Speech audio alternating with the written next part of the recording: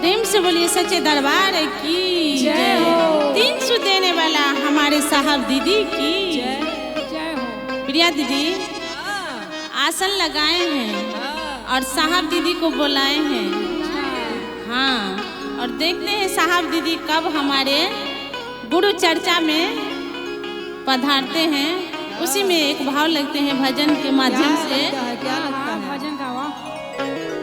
गुरु जी के आसन लग लिए साहब दीदी के अबैल कहलिए। गुरु जी के आसन लग लिए साहब दीदी के अबैल कहलिए। चलिए लई साहब संग लीलम दीदी चर्चा के बेरी। चलिए लई साहब संग लीलम दीदी चर्चा के बेरी। चलिए लई साहब संग लीलम दीदी चर्चा के बेरी। चले आइले साहब लीलम दीदी चर्चा के बेरी। गुरु जी के आसन लग लिए आजन पाजन सब हम लग लिए।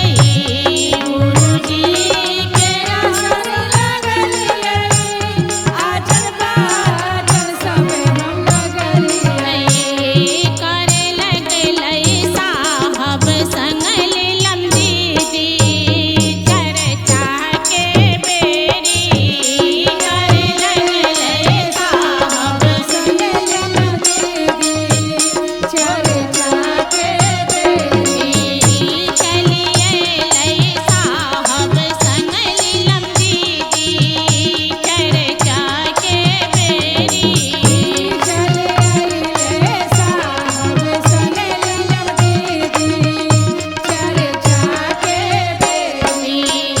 भांगो हम लोही काल लिये धतुरा हम तोरे काल लिये। भांगो हम तुरे काल लिए धतुरा हम तुरे काल लिए। लग लगलन गुरु जी के भोगा चर्चा के बेरी। लग लगलन गुरु जी के भोग चर्चा के बेरी। लगलन गुरु जी के भोगा चर्चा के बेरी। लगी गईले गुरु जी के भोग चर्चा के बेरी। ताया हम आंचल में मांगलिए चर्चा हम आंगन में कर लिए। ताया आंचल में मांगलिए चर्चा हम आंगन कहलिए। हृदय में गलिए नाम शिवाय चर्चा के बेरी। हृदय में गलिए नाम शिवाय चर्चा के बेरी। हृदय में गलिए नाम शिवाय चर्चा के बेरी। हृदय साहब संग लीलम दीदी चर्चा के बेरी। चलिए लई साहब संग लीलम दीदी चर्चा के बेरी।